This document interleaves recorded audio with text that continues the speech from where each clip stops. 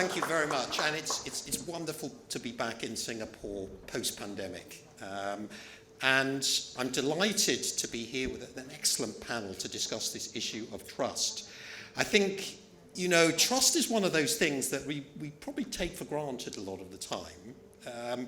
It's crucial to so many aspects of life. We've heard a bit about how it's crucial in global politics, it's crucial in our personal lives, but it is absolutely crucial in business. And I think, you know, we're living in a world where kind of trust is eroding somewhat.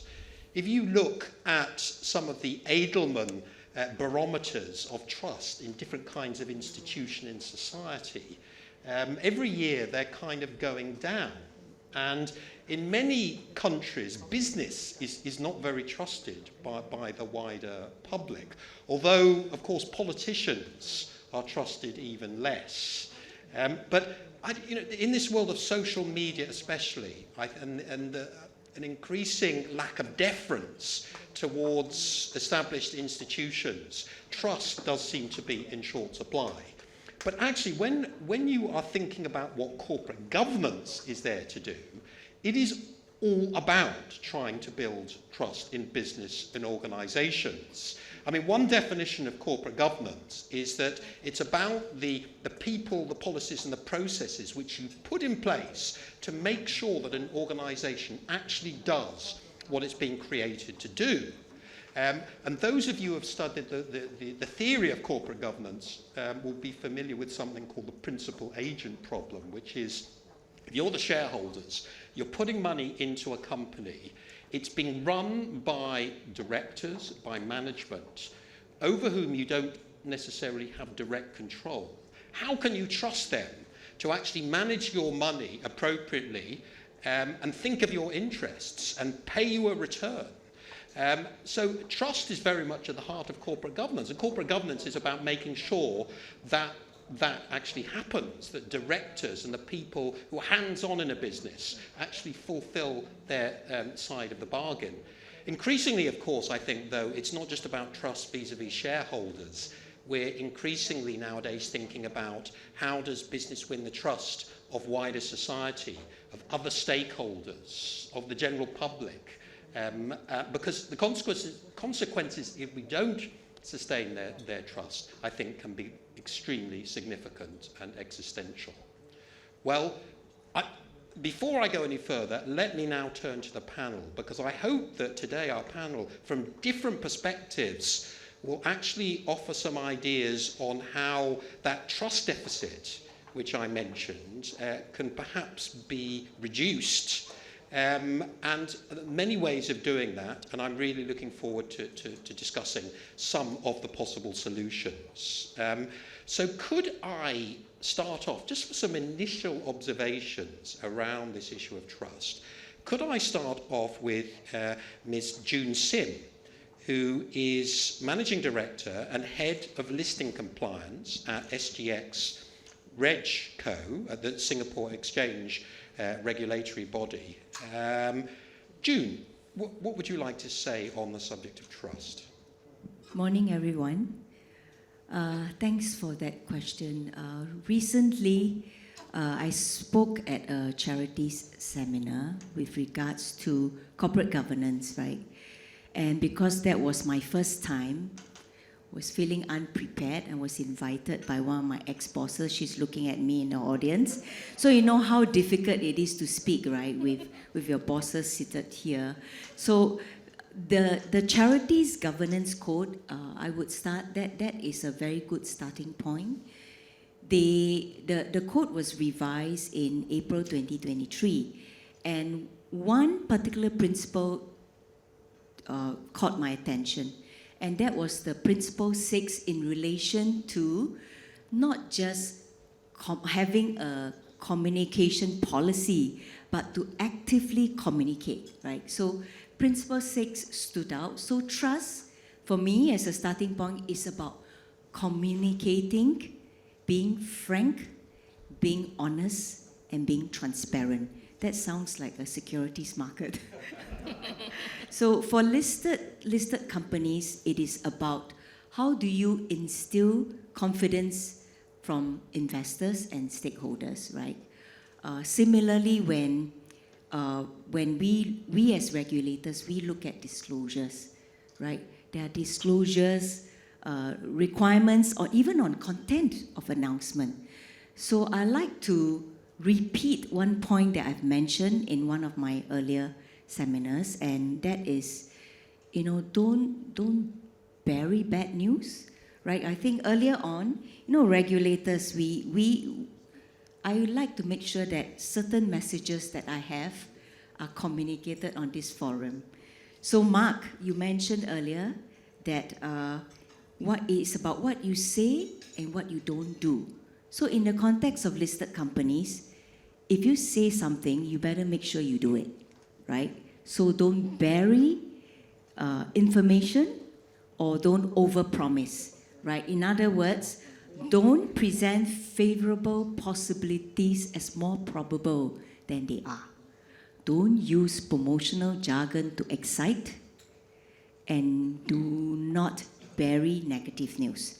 So trust is about communicating with your stakeholders. So I mentioned earlier about Principle 6, right?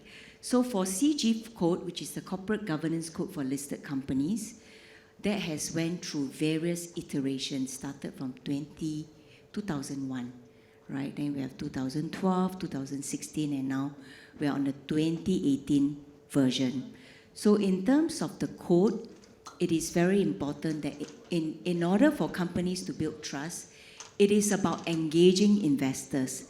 So for some of you here who are sitting on the boards of listed companies, please look at practice guidance on engaging your material stakeholders, right?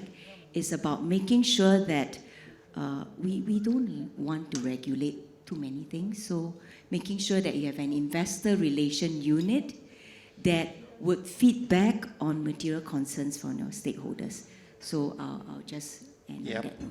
And I do, from a sort of director's perspective, I do feel that, if directors want to retain their freedom of action, their ability to exercise judgment, they need to act in a trustworthy way, because otherwise it's going to be regulation that comes in and hits them to fill that lack of trust. But thank you very much for that. And let me now turn to Sunil Puri. Sunil, you're Senior Vice President of Research and Engagement at Stewardship Asia Centre, which I understand was founded by Temasek as a not-for-profit think tank. How important do you think this issue of trust is for business? Well, thanks for introducing Roger, and really glad to be here. So let me tell you a bit more about the angle that I see trust being played out from.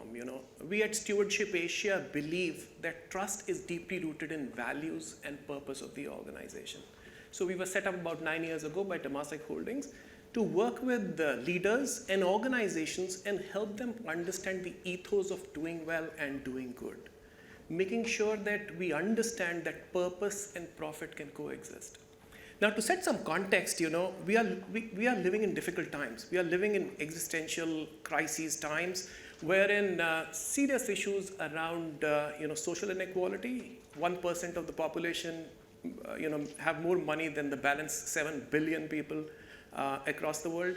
Serious issues around climate change, and I know we'll be talking about that later during the day, role of boards around ESG.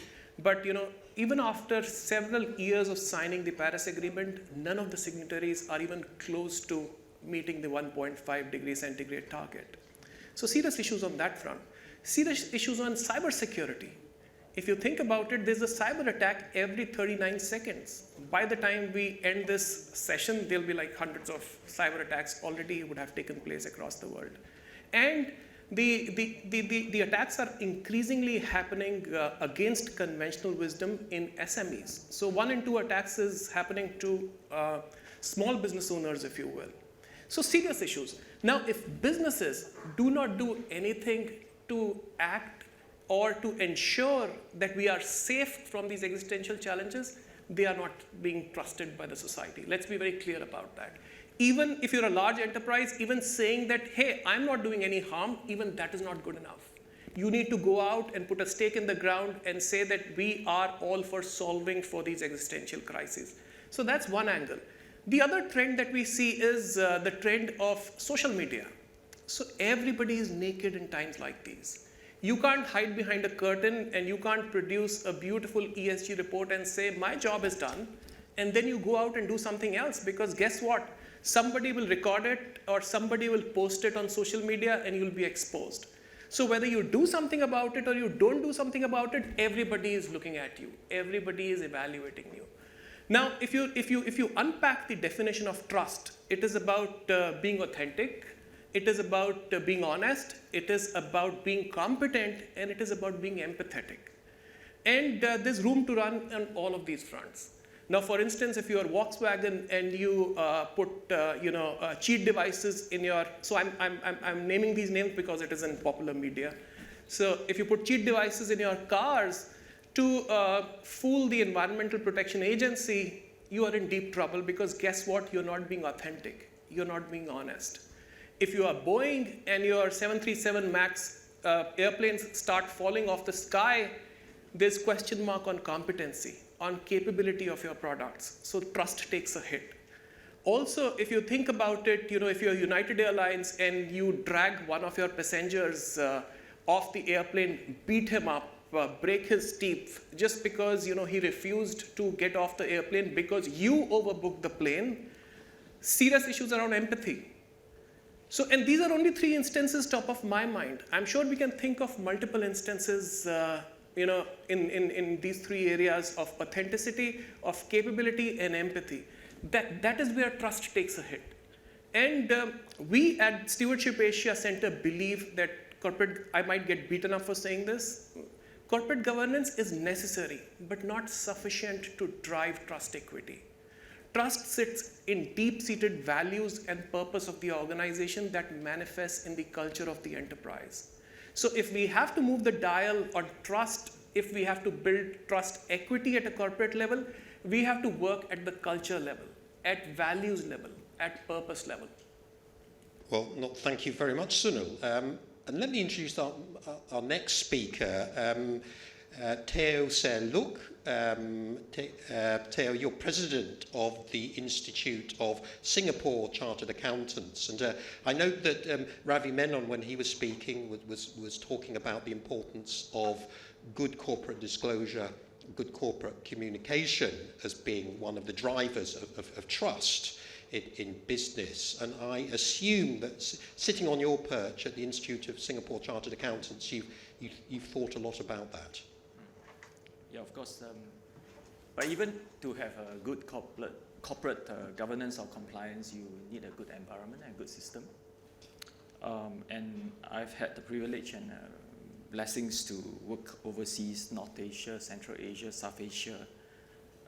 Since I was in the late 20s, and when I came back to Singapore, I actually find Singapore really boring, because everything is so transparent.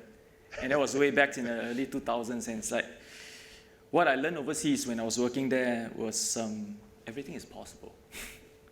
Negotiation, whatever, everything is possible. Not in Singapore. Compliance is number 1. Our regulators work with our industry and industry players, as well as the association, makes it possible for auditors and accountants to do their job. And I am quite proud of our system and the environment that we operate in. Of course, in the modern days, because of technology, there are a lot of possibilities that could happen. But it's a double-edged sword for technology, because technology can also enable better and more effective internal control, and which can also make the accountants' work or auditors' work easier, more effective and efficient. So we really need to have good leadership. And that leadership and technology coming together, integrating it well and balanced, you could create a better environment. And the regulators must work with industry associations like ISCA, like many other trade associations, as well as the policymakers coming together and making the environment even better. I must also credit SGX RegCo. They are pretty strict. And I would say that having been involved with 1 or 2 IPOs, I think the gateway is not easy, but there's a reason for it, right? And that's exactly why whenever there is a published financial statements from any of the companies, it's trusted. Do you know it's complied? Auditors and the external auditors and internal auditors have done their job, and that is the environment we operate in. So there is a trade-off in that sense. You want to build that high trust. You also have to look at whether commercially that is a little trade-off here. But I think in Singapore's environment, we are trying to find that balance all the time. And so far, it has been all worth it. And we are trending properly, and we are learning along the way because environment changes, technology keep advancing. So there are things that we should look out for as we build this trust. And it's not going to get any easier. No, absolutely. And I think, the fact that not every country in this region is like Singapore, just goes to show that societies can vary significantly in terms of the degree of trust which exists between stakeholders, and you can't take that for granted. Let me now turn to my fourth guest, Teresa Goh. Teresa, you are chair of the Charity Council in Singapore, and of course, charities for charities, it's just as imperative to maintain trust as it is for listed companies. A very high level of trust is needed. What's been your experience of how to build trust?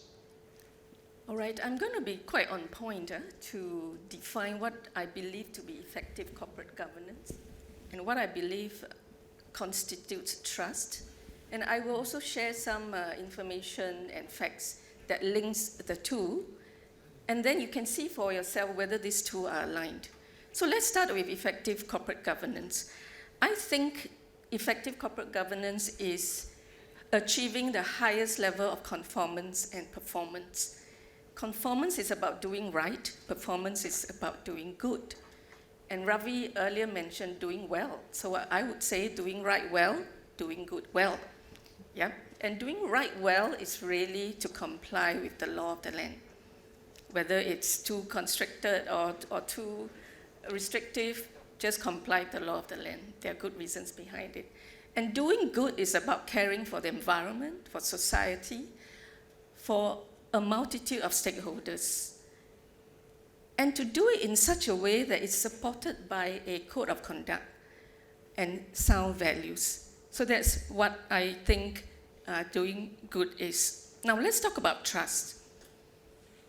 Whether leaders are seen to be trustworthy or not is dependent on their behaviors. And there are certain behaviors that universally everyone will agree to be positive. So for example, is a leader dependable? Is a leader displaying foresight? And is a leader trustworthy is also a universal expectation from all stakeholders. So I go on to trust. Now there are trust is a perception, right? It can be, perceptions can be manipulated. Trust goes two ways. Am I trustworthy as a leader? Do I trust others as a leader? So whether I'm trustworthy and whether I'm trusting.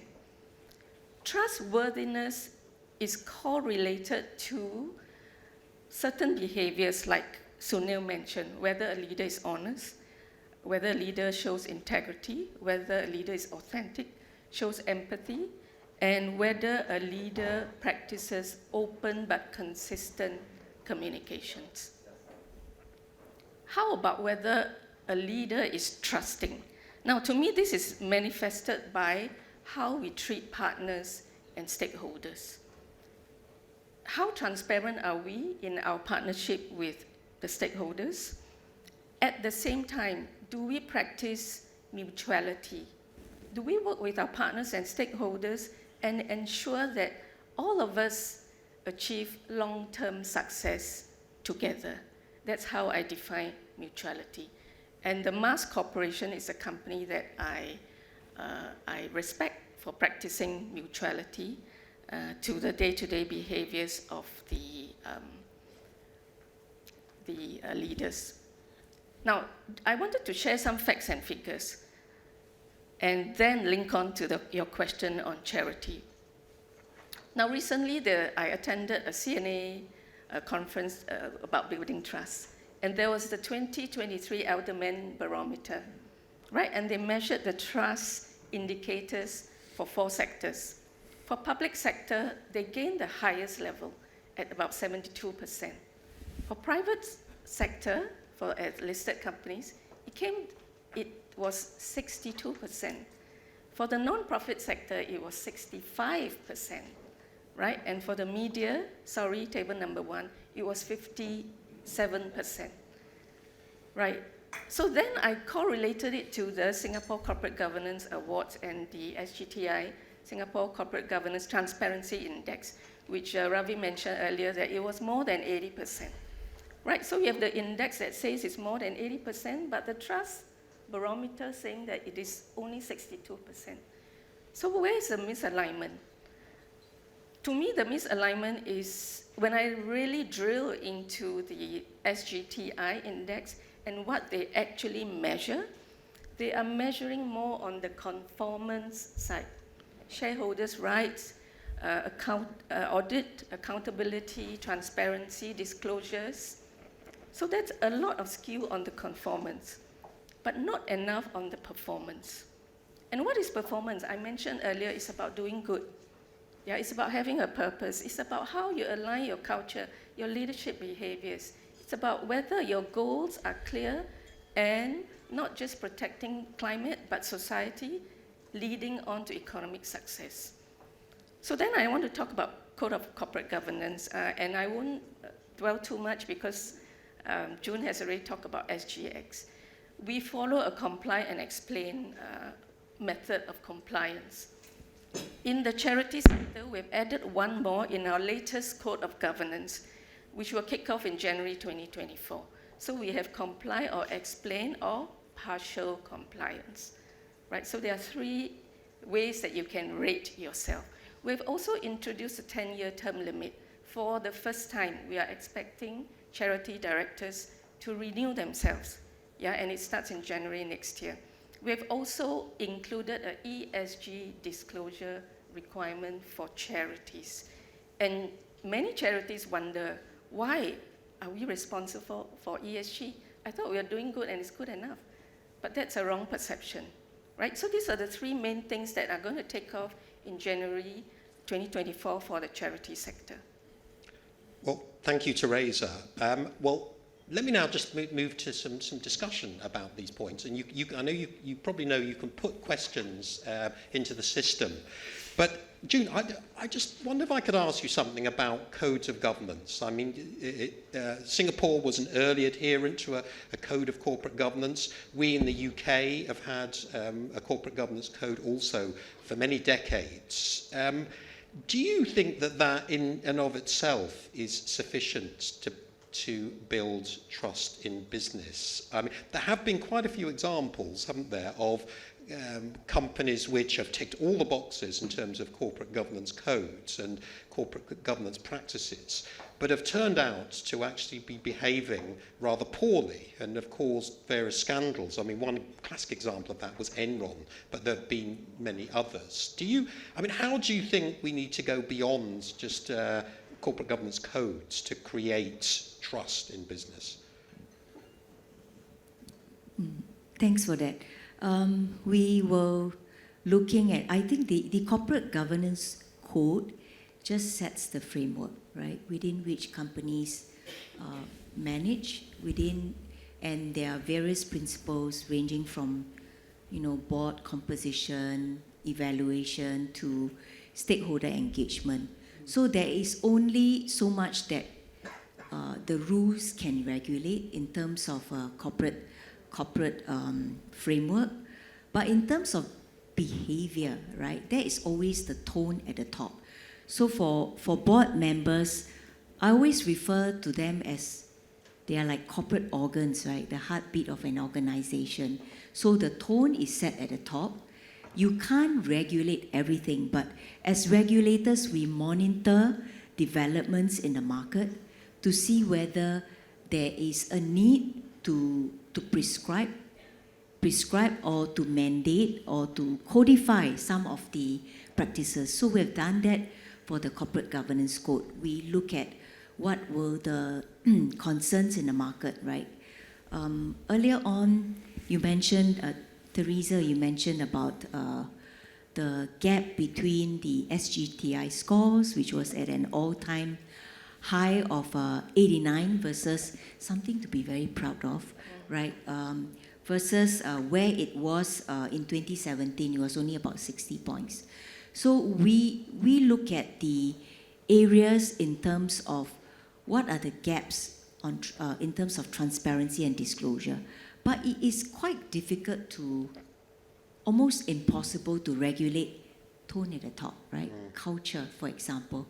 I just found out from the speech this morning that MES and REDCO will be looking at to see how we could put in place rules that could promote culture, but it is an area that is very hard to regulate because discussions within the boardroom, they are not within the remit of regulators, right? We can only act on complaints. Yeah. So I think in terms of bridging the gap, what we can do is to, as I mentioned earlier, observe what are the gaps in the market. For example, recently we had a lot of shareholder requisition meetings, with shareholders trying to remove board. And then we on our end, we have two sides of the shareholders running to us and we have the boards running to us, both wanting help. But that is almost beyond our remit, right? Because that the shareholder requisition meeting, there are provisions under the Companies Act. So what we did was to, we issue a reg column on what companies should do, and we are now thinking about whether we should include in our listing rules. So these are examples of how regulators can promote governance, right, and how we can raise awareness of practices within boards that need to change. And the quick answer is you cannot regulate everything. Yes, I think that's a very good point. We want directors to deliver good governance, don't we? When regulators are stepping in to get involved, that's a sign of failure. It's a sign that things have gone wrong, and then society is effectively saying, well, we need the regulators now to deliver a good outcome. But it would be so much better if the directors delivered that strong outcome, that trusted outcome, in and of themselves. Sunil, you were very much talking about the importance of creating a culture within an organisation, and I would argue that's really that is one of the tasks of the directors and of course the senior management team. But how do you go about that? It seems to me that a business culture is a very intangible, nebulous thing, very difficult to shape and create. How do you go about shaping that? Yeah, so not an easy question to answer. So currently I'm engaged in a pan-APAC board-level research. We are interviewing about 100 board directors across APAC, starting from Pakistan, Sri Lanka, India, all the way to Australia, New Zealand, and Japan. And when I ask them, who's responsible for driving the culture? Nobody owns up that, it's a board's responsibility. Depending on who you ask, depending on how you look at the problem, boards, the most common response I get is boards are there to govern. And it is the management's responsibility to drive culture. Yes, we set the tone at the top to make sure that the right message is going down. But beyond that, I don't get much when I ask board directors around how do you create the right culture. So my take on that is that there are a couple of things that board directors can do. One is make sure the tone at the top is the right tone. The definition of culture that I love the most is what is the worst possible behavior you are willing to live with? That defines the culture of the organization. There are definitions that culture is the DNA, culture is the connecting tissue in the organization. But for me, what works is the worst possible behavior that the board or the organization is willing to live with. Think about it, and the board needs to make sure that they are adhering to that. Each time there is a question mark, each time there's an exception, it is dealt with utmost urgency and with utmost requirement. Number two is that when I look at the governance responsibilities that boards have, it is essentially to set the framework, as June pointed out. Now, governance sets the minimum standard of behavior that is acceptable. However, it doesn't promote organizations doing good. So it'll stop harm, but it doesn't promote organizations doing good. Also, if you think about it, governance is kind of, the changes happen post-mortem. Think about 2008. The corporate governance code in most countries that I know of underwent change in the subsequent few years. What about people who lost millions and billions of dollars, who sold their houses because of the 2008-2009 financial breakdown? They weren't compensated. So governance is more reactive if you think about it. What boards need to do is to make sure that they take the letter of the law, combine that with the culture and the values of the organization, and lay out the spirit of the law that the organization must follow. Now, the difference between letter of the law and spirit of the law is what happened in United Airlines that I shared earlier. The letter of the law is that if the planes are overbooked, people need to be taken off the plane. The spirit of the law is you don't beat them up and break their teeth and drag them out of the airplane. So that's the difference. The boards need to be very sure that they are promoting the spirit of the law, not the letter of the law. The other thing boards must do is to have a handle on the culture of the organization. Now, you can do it in multiple ways, and a bunch of board directors here, people who know much more than me. But what I've picked up in my research is that looking at net promoter scores, for instance, looking at engagement surveys, making sure that trust conversation doesn't happen only when there is a breach of trust in the organization. Because as you pointed out, it's too late by then. So, making sure that there are proactive sessions or dialogues around the trust in the organization, making sure the board understands what does trust mean for the organization. Trust means very different things for a bank as compared to an FMCG company. So the board must understand, what does trust mean? They must understand who owns the trust and how to measure trust. So those are some responsibilities, but the root of all of that is values and purpose. Yeah. Now at Stewardship Asia Center, we believe in what we call steward leadership, which is genuine desire and persistence to create a collective better future. Genuine desire and persistence to create a collective better future for all. We believe organizations, board directors, management teams that are able to practice steward leadership have the best chance at coming out and making sure that they project the right image in their community. Yes. Teo, 2023 is proving to be quite a big year for sustainability accounting standards. I mean, it's already been mentioned that the International Sustainability Standards Board has published its international standards on climate disclosure. The European Union has also produced European standards. We're awaiting something in the United States from the SEC. Do you think this new world of sustainability disclosures and reporting is really going to build trust in business, or is that just going to lead to more greenwashing? No, I think it's essential. It's an essential framework for compliance, and there are national targets and also company targets to achieve with sustainability, and it's important for an understanding of what it means to each company, because it's very specific to what it means to each company and achieving that target. And because every nature of the business and the sectors are different. And ISSB and all the others that comes out with the international frameworks is actually very important for us to continue to refine it, and so that it's applicable across the board in all sectors. It's important to build that trust because you start with a process. Of course, culture is important, leadership is important, and it starts from there, but you need that process first. And with that process, it comes up with an entire compliance to that process. And for auditors and accountants and all, you have to check the process, verify it. But I would say that nothing is foolproof, right? It's not 100% error-free and all. It will take time over a duration for it to get better. And along the way, it evolves.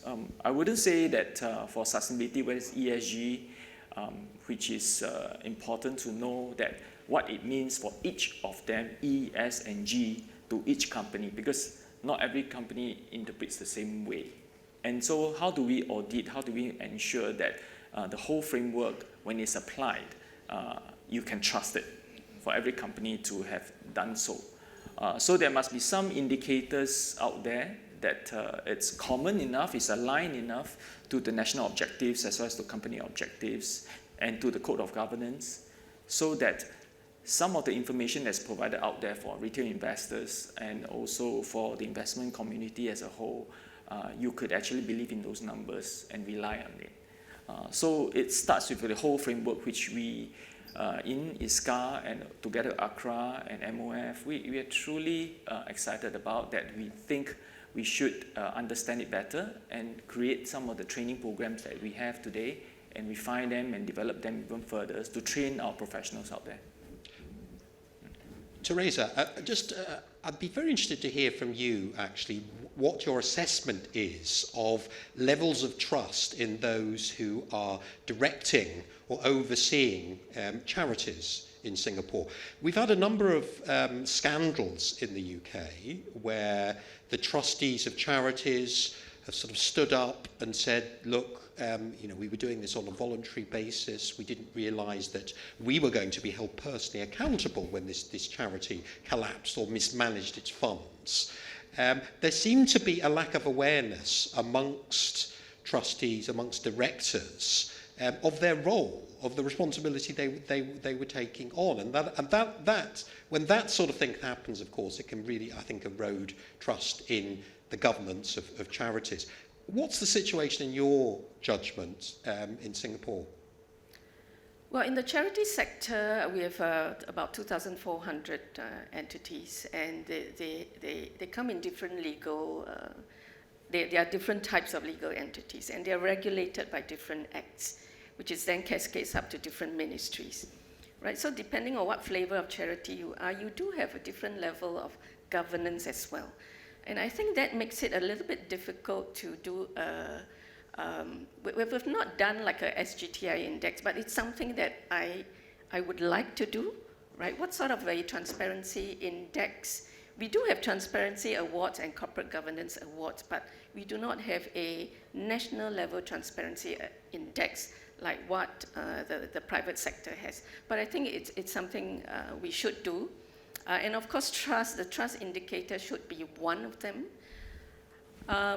When I looked at the Elderman research and it showed a 65%, I was like, okay, I have my job cut out for me, right? Because this is my 9th month on the job. And the charity sector is highly dependent on public trust. Without that public trust, there would be no donations or money flowing into the charities, neither will there be constructive engagement. Right, so I do believe that directors at the helm must understand what their role is in raising charities to the highest level of conformance and performance. We have just begun in the last 5 years to educate directors that they have to look at performance as well as conformance, and not just based on their passion and do whatever they need to do. One of the things that's lacking in the sector, which I'm also trying to push for, is mandatory training for directors, right? So the SID, Singapore Institute of Directors, has been very successful with the help of MAS and SGX to mandate directors training, and they are even talking about accreditation at this moment. We are far behind, but it's something that I'd like to do as the chair of the council. I think what's stopping would be, hey, all these directors are volunteers. Do we really want to give them such a tough time? But to me, that shouldn't be an excuse. Just because you're a volunteer, it doesn't mean that you're less accountable, right? And after all, this is public money we're talking about. In any case, you should be more accountable, more transparent, to report and disclose whatever is happening in the charity. Right, so I do know I have my job cut out, yeah, step by step, one policy at a time. I think we will get there, yeah, because I believe the 3 sectors are coming together, public, private, and non-profit, to learn from each other, yeah. So we set our standards based on the Private Sector Companies Act, and we say what is reasonable for volunteer directors, yeah, to perform and conform. And it's an ongoing conversation. No, absolutely. And I think, I mean, I very much agree with your point about director training. It seems to me to be an anachronism that, you know, in 2023, we don't require the training of directors. People just emerge at the top of organisations. There's no prerequisite in that respect. And another thing, you know, which I think has been mentioned already, the board evaluations as well, I think are something that can really contribute here to better governance. But we've got lots of questions, so this is tremendous. And let's look at a first one, which is that there have been numerous corporate failures that are a result of corporate governance failures. What are some of the red flags to help investors avoid investing in such organisations? So I wonder if anyone would like to take this. We've gone through a long process in the UK, actually, following a number of corporate collapses. There was a huge company called Carillion, which was a government outsourcing firm, which collapsed in 2018, and another big company called BHS, which collapsed a couple of years before. One of the big red flags with Carillion, actually, was that they stopped paying their suppliers. So the suppliers were reporting that it was taking 120 days or more before they actually got paid. You know, everything in the financial statements looked rosy and good, but little things like that can be red flags. So I wonder, has anyone got any red flags they'd like to highlight? Yes, June. Maybe I can share my observation. From an investor's perspective, the most important thing that you have to do is to read SGX Net announcement, right? That's the source. I hope it's not just regulators reading SGX Net announcement and board of directors.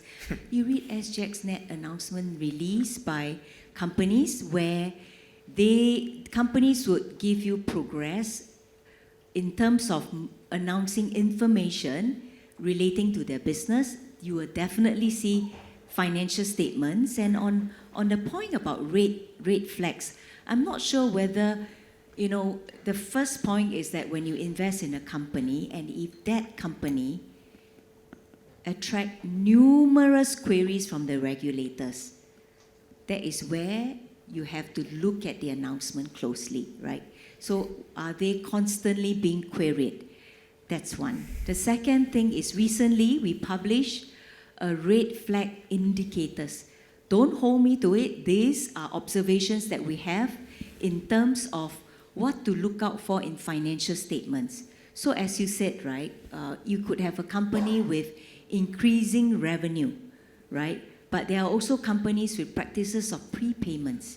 So the red column sets out certain indicators, such as, for example, prepayments, or you have long outstanding receivables, more than 1 year, sometimes 1.5 years, 18 months. Some of these issues could be very peculiar to the jurisdiction in which they operate, right? But what do boards do in terms of monitoring their receivables? How do they question? What sort of questions on prepayments? The why, right? And as well as inquiries on industry practices. So there is so much we can do in terms of raising your awareness.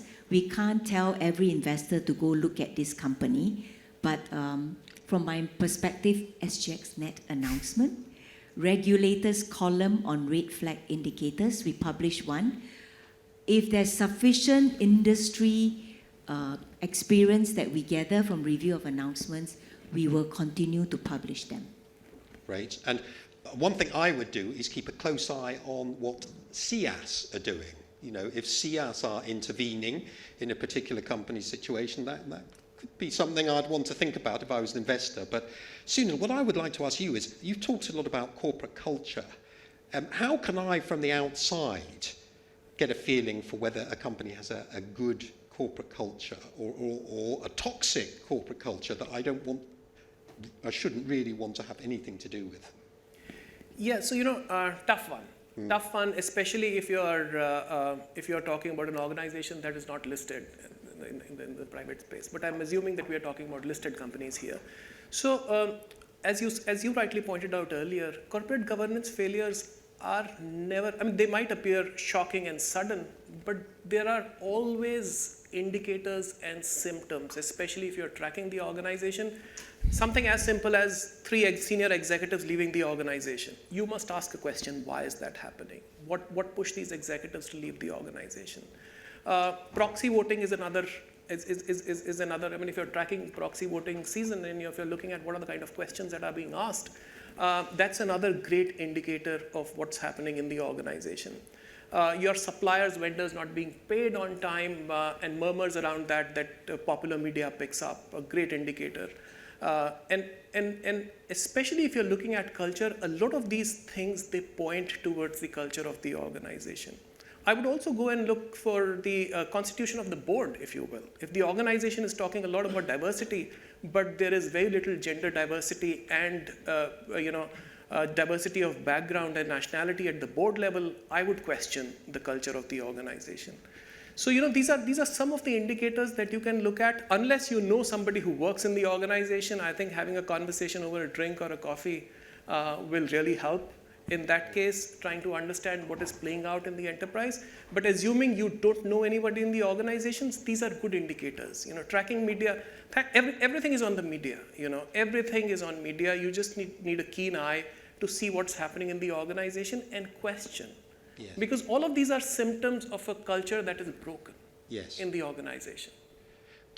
Teo, do you think corporate culture can be audited? I mean, it's, at the moment, accountants and auditors have quite a focused task, don't they, which is still financially oriented. I suppose the hope for the future is that the audit process starts to become much more wide-ranging, not be just financially oriented. But can corporate culture ever be audited? I think chartered accountants are still learning how to audit complex financial statements. Right. So auditing corporate culture is something that's such a soft subject, right? Soft science, right?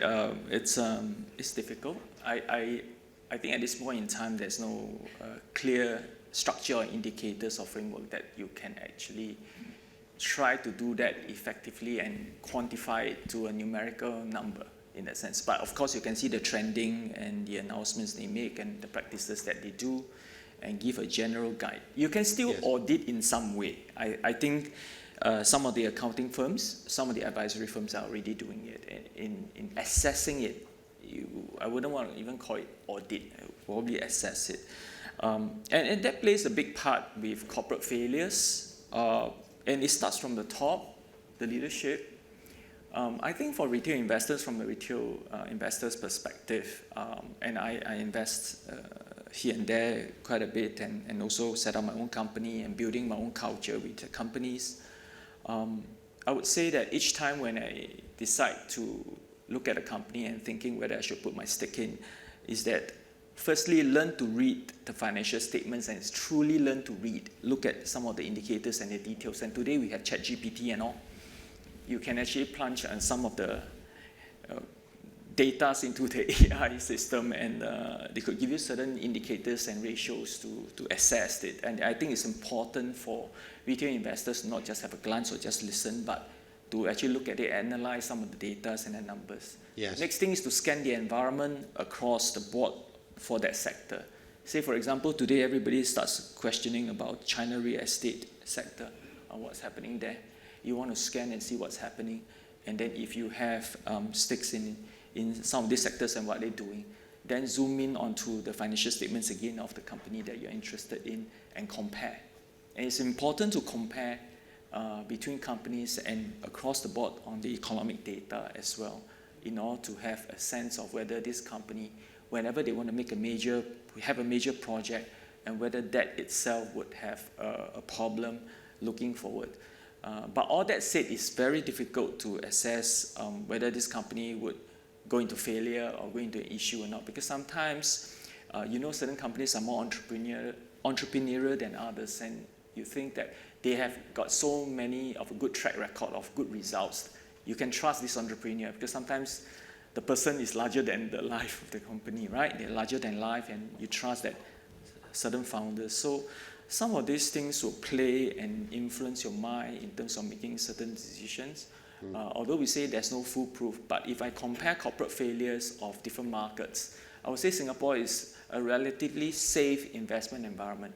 And you're right about SIAS because I'm sitting on several boards and I always welcome SIAS questions, and not all board members welcome them. No, absolutely. Yeah. But there is a saying in the market, isn't there? You know, every company collapses gradually and then suddenly. So, you know, I think that there definitely can be red flags to see as you're going along. But Teresa, do you know, when you're sort of overseeing charities, do you try to assess their culture? Is that something you try to do? And if so, how? We've just tried to do it through the latest Code of Governance, which I said was going to be effective January 2024. We've made it much more principles-based. We've kept some of the prescriptives for the IPC, but our number one principle, the first principle, is that all the charities must define their purpose, document their purpose, have clarity on that, and from that purpose, cascade down to their strategy or their goals. Now, to make it a first statement sends a message, right? Doing good can just be about activities and programs, but a purpose means you really have to achieve impact for your beneficiaries. Yeah, and impact means you change behaviors, you change lives, and not just the number of people, but the quality of life as well. So these are very complex dimensions, but for us to use Principle 1 to launch that purpose statement is really getting directors to think about very, very deeply about why they do what they do. With regards to your early question as to whether culture can be measured, I do believe it can be measured. It all depends on how you define your goals, right? I have seen too many organizations which only focus on financial goals, right? That's not enough on leadership goals, behavioral goals, process goals. I think if you're able to link all this together, it is culture. Yeah, and if you're granular in defining, for example, if the auditor scans through all the minutes of meeting and count the number of times diversity, inclusion, and equity is being discussed in the boardroom, I think it gives an indication whether these important subjects are discussed at the highest level. ESG is a given, right? Because mandatory disclosure, everybody starts doing it. But 2, 3, 4 years ago, ESG was already in the market, but not many directors did it. Yeah, until the regulators came and said, we make it compulsory.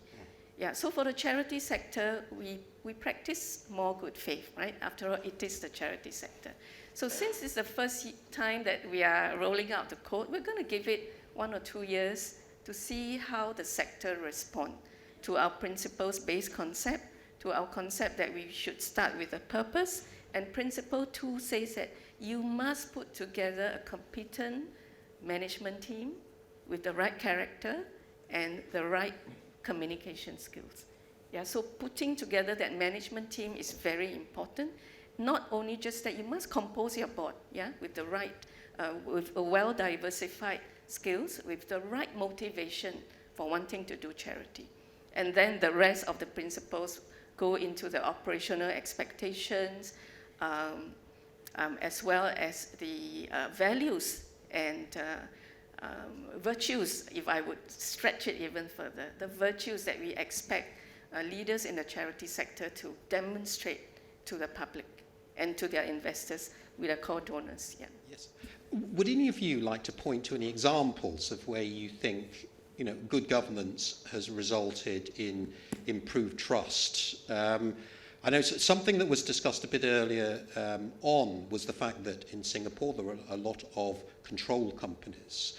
And that, of course, creates a situation where you really need good corporate governance to counterbalance perhaps the dominant power situation of a controlling shareholder. But maybe there are some examples that fit with that respect. But June, do you have any examples of companies? I was thinking about the earlier question that you asked on whether it's possible to audit culture. I think it's possible, not in terms of one way is to look at board behavior, right? When you auditors are present at board meetings, and if they are not present, as Teresa mentioned, you can look at the questions that were asked, right? So very often when we look at companies, listed companies that have breached our listing rules, we realize that the problem always starts at the board level. So in other words, if you, given the context of our Singapore market where it is owner dominant, right? You have controlling family-owned companies. The independent element on boards is very important.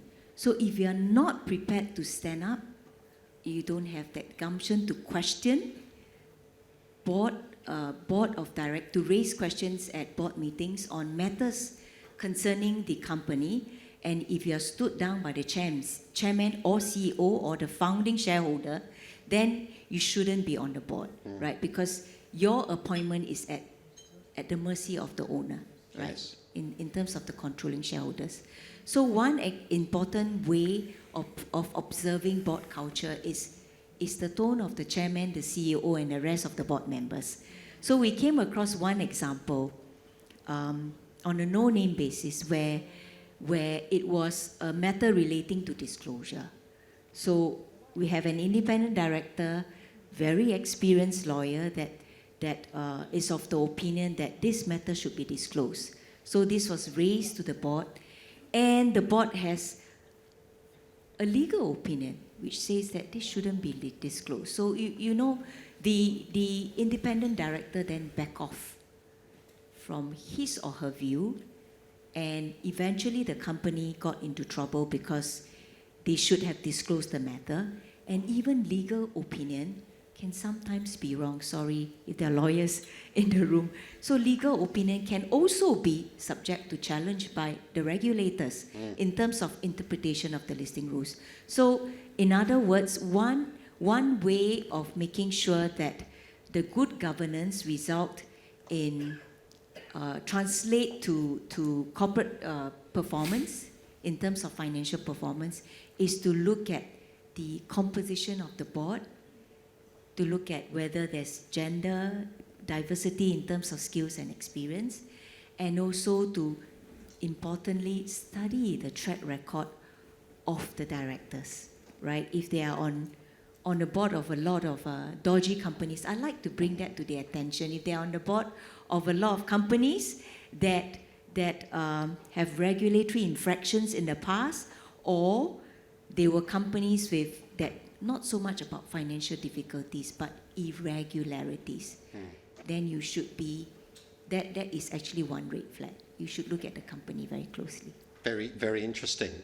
Maybe I could just ask you something else. What I'm very aware of, certainly we're aware of it in the UK, is that fewer firms are being listed on public markets, and there is a real global competition to attract listings to different jurisdictions, to attract IPOs. And this can create pressure on financial centres, perhaps to start to water down their requirements, their regulatory and governance requirements, in order to win business, which ultimately I think is to the detriment of trust. Are you feeling these pressures in Singapore, would you say, or are you aware of these pressures? If you look at the code, 2018 code, it has already been watered down. So what we have now in the code are principles that I would refer to them as the equivalent of, maybe not the equivalent, 10 commandments, right? So these are principles, very basic principles that board must comply or explain, right? Then we have, of course, practice guidance, provisions, we have provisions to support principles, and we have practice guidance. So it is actually I would say a watered down version where we focus on the very important principles, 16 of them, not too much, compared to charities where you have 6. So as companies are taking public monies, it is important that there is certain minimum framework without being overly prescriptive, but a balanced approach. So in other words, if you can't comply, you could explain, right? So I think based on the 2018 code, I would think that it is quite balanced without being overly burdensome on companies. So on IPOs, you mentioned on difficult business environment. In fact, we are very mindful during COVID, because of the challenges faced by a lot of listed companies. We took the initiative to allow companies to do many other things, and we freeze the watch list. We expanded shareholder issue mandate so that companies can raise funds. So to the extent that regulation can facilitate business, we will react, or we will take action proactively to make sure that it is not all about compliance. It is also business friendly. Yes. Okay, so we've got a question here, which essentially says, well, let me just read it out. Doing good is conformance, doing right is performance. Asian mentality is instilling doing good from young. Doing right is always there between individuals until it breaks down. So I suppose this is a question about, is trust something that can be engendered by an organisation, by institutions, or is it just something which is inherent in people? I wonder, Theo, do you have any thoughts about that? Yeah, it starts with between people. It always starts with people before the entity comes in between them. And I think it's the mindset, because when you doing good, of course, it's not just say the Asian mentality, but I would say that human values generally, most of them would want to do good, right? You comply, you learn to obey rules and all that from young. And when you're doing right, that trust between two, it only breaks down in my own experience is when you think it's a zero-sum game. You think that someone's going to lose, and someone's going to gain. And of course, if you didn't start on the right foot and the right starting line, without the alignment, then there's no doing it. There's no trust at the beginning. The whole process breaks down. Yeah, you might reach an agreement, but that agreement is a half-baked agreement. And I would say that it breaks down, may not be until it breaks down, but it breaks down from the beginning. So how do you start off in that discussion? How do you create the alignment of that mindset at the very beginning before you reaches in the spiral downwards? So it is important to have a certain framework and a certain understanding and transparency right up front before the process starts. And I think that builds up a win-win situation later on as you go in a longer-term partnership. Yes. It's a related question here. Is trust a people-based or system-based thing? One thing I have observed is that in societies, in economies where the rule of law, for example, and levels of trust are quite low, if you insert a strong corporate governance framework into a company in that system, the sort of benefit you get in terms of the share price, in terms of the kind of trust premium, is actually greater than if you implement good governance just in a more, should we say, trusted system, a more mainstream system. It's because you're standing out. You're winning trust very strongly, and you're standing out. But yeah, I wonder what your thoughts on that. Do you think how important is the system, is the corporate governance system to building trust, as opposed to the people involved in it? So I would say that they both are necessary. But they need to complement each other. Now, if I think about what causes breach of trust or breach of, let's say, doing right, if you will. I'm reminded of a theoretical construct that I read a while ago called fraud triangle. So we're not talking about fraud here, but if you Google for fraud triangle, you'll see the theoretical construct. It's an academic paper written many decades ago. It explains why do organizations behave unethically. Now there are three elements to that, if I remember correctly.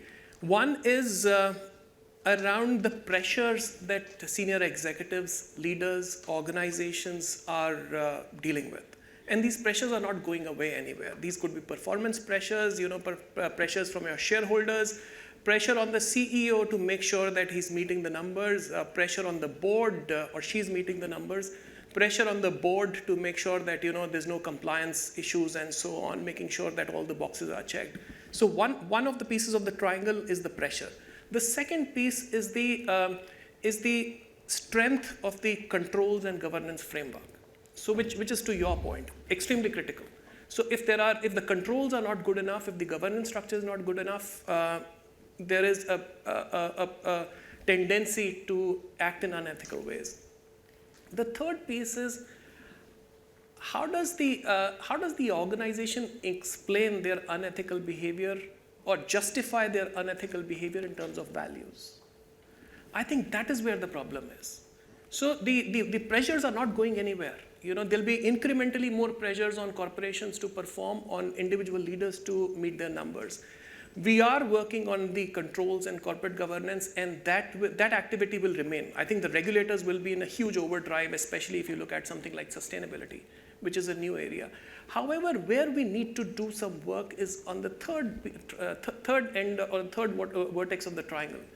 Identifying, how does an organization justify these behaviors going back to their value system? I think that is the missing link. So if you were to ask me why does the trust system breaks down, I would go back to the values piece and say that while the other two ends are a given, we need to focus a lot on the value system of the organization. And I'm not surprised that it is rewarded by the stock market. If the corporate governance in a jurisdiction that is not doing too well are beefed up in an organization, it is rewarded by the market. But you need to understand that we all need to understand that your corporate governance is only as good as the systems that are prevalent in the jurisdiction. So you can't have an A+ grade corporate governance at an organization level in a jurisdiction which promotes unethical behavior. Okay, we're getting towards the end of this session, and in fact, what I would like to do is perhaps just turn to each of you, and each of you could perhaps offer everyone here just a takeaway on what we should think about in order to build trust in our organisation and maybe in our everyday business life. So, Teresa, maybe I could just start with you. Do you have a takeaway for people? Yeah, of course. I mentioned earlier that corporate governance, we have a skew towards conformance, and more can be done in the area of performance. I think we have to raise the level of drive from the nominating committees. Yeah, a lot of heavy lifting is done by the audit committees now, and of course it's reflected in the directors' fees. If the nominating committee can come out of their shadows, yeah, and not just look at appointment or nominations, but really drive culture, yeah, drive the reward system, drive a change in behaviors, that will go a long way in balancing the performance with the conformance. And this applies to all the sectors, public, private, as well as charities. Thank you, Teresa. Teo? Yeah. So I think most of our leaders here and some of them are leading boards and all. My suggestion is that, and it's also how I work with my team and also the boards on a day-to-day basis, to be very upfront about what you're thinking about, and the vision and the communication process is extremely important. Don't be afraid to bring out issues that is in contrary to the general point of view, because I think only with some contrasting point of view and different point of view, you get the best solution. And I think a lot of times the whole feel-good effect and condition creates the whole environment in a board, which I would say that is not at all constructive. Then everybody is just from the same think tank, same group thing. It would not actually do well for the company. So I think as a responsible board member, build trust as a responsible company, always be upfront. And if there's anything that we're not sure, err on the side to be transparent and to make the announcement where you should. And whether it's legal opinion, non-legal opinion, when you think is important enough, not sensitive enough, just make the announcement. then you build that trust. Thank you, Theo. Sunil. So, my one-liner would be practice steward leadership, have genuine desire and persistence to create a collective better future. Trust is an outcome of that. Thank you for the succinctness of that. June. I think it's important not just for boards to make sure that firstly you need to determine who are your principal stakeholders, and with that get your investor relations involved in making sure that you get feedback on what are their concerns, engage them on all their concerns, treat all shareholders fairly, and be transparent. Well, thank you, June. And my final takeaway would simply be ignore or take for granted trust at your peril. It's absolutely fundamental to everything that we're doing in business and in our lives in general. So a big thank you to the panel. Thank you very much.